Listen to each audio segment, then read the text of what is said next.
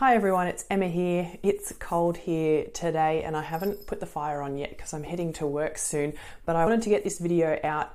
I think it's an important topic because the way we live now is not normal. It's wrecking the entire planet and it's not the only way to live.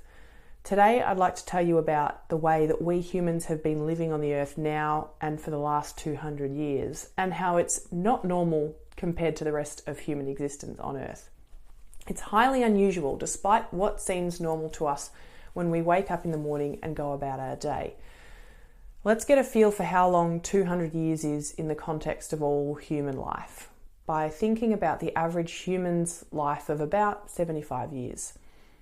Human ape-like ancestors first stood up on two legs about 2.5 million years ago and made some crude stone tools at about that time. If we shrink that down to our 75-year human life, we can say that the first 70 years of humans was us coexisting with other life forms within nature.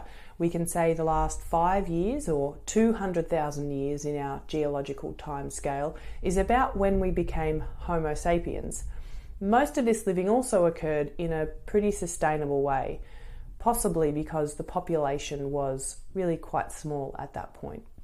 10,000 years ago, agriculture started, which is only the last 15 weeks of our 75-year life, and then only the last 4 days covers the age of the scientific enlightenment, the last 400 years.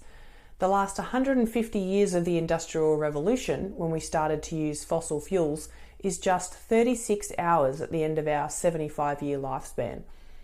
And finally, the last 50 years, where fossil fuel energy use has increased exponentially, covers just the last 12 hours of life. Can you imagine a 75-year-old person who has been living a good life most of their life, and then a few months before their deaths they start doing wacky things, and then the last day they just go absolutely crazy and almost completely wreck their house and their garden?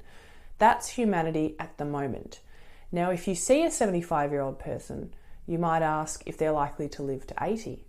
That's like asking if humanity will live another 200,000 years at the rate we're going.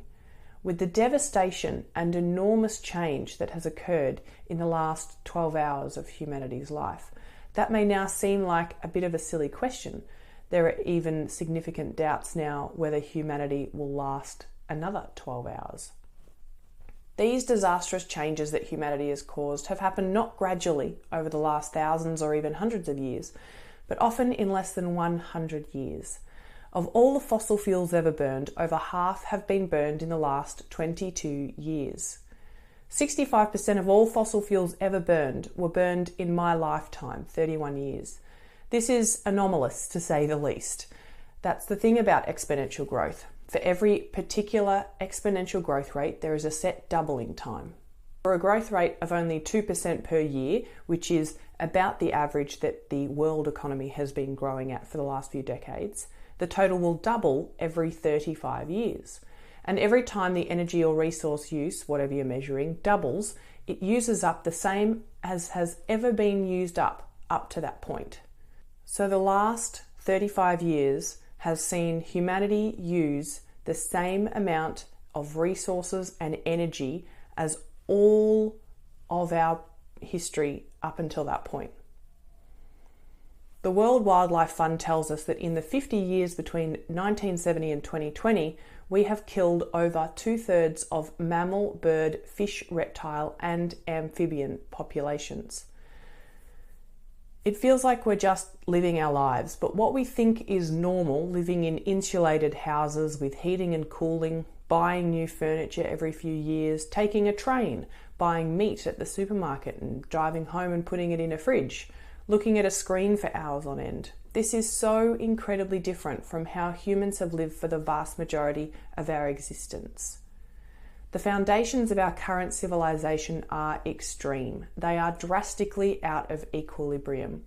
With the development of agriculture and storage of grains, then settlements, armies to protect that surplus food, the idea of money and individuals owning individual pieces of land, property rights, forcing others to work on the land for us, both animal and human, this pattern of impulses to control nature has gradually led us to this point, accelerated greatly by fossil fuels to such an extent that when the current system fails, as it necessarily must, it will be catastrophic.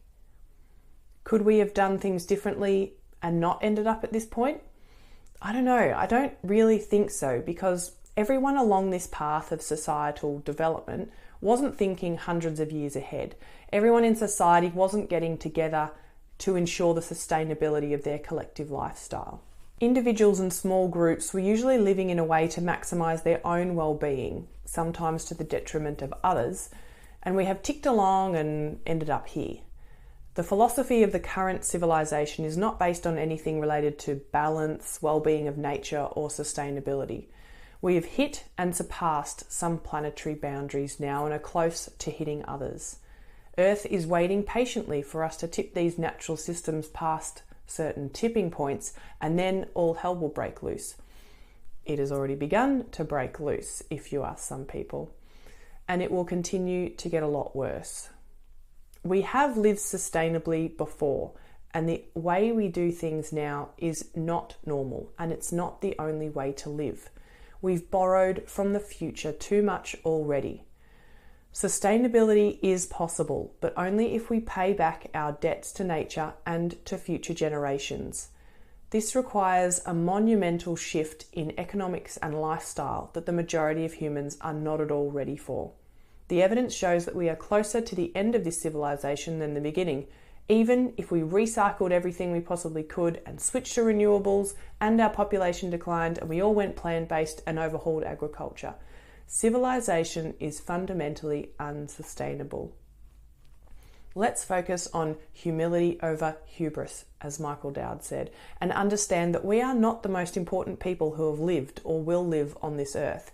Our culture is not the best one simply because our consciousness happens to be existing in it now.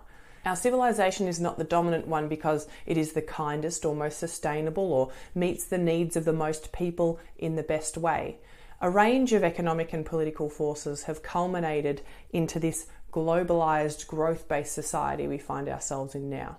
But it is wrecking the planet, making us sick, and it doesn't even meet everyone's basic needs. It has to go, and it will go soon, whether we like it or not. The difference between this civilization and others that have collapsed is that this civilization is global in nature. It's highly interconnected and reliant on an enormous quantity of energy and materials to continue its progression. The signs of its collapse are already evident if you're watching closely, or not even that closely in some instances. We're never getting back to normal. Normal is what got us into this mess in the first place. Our civilization is on its way out, just like all other civilizations before it. I appreciate you for watching.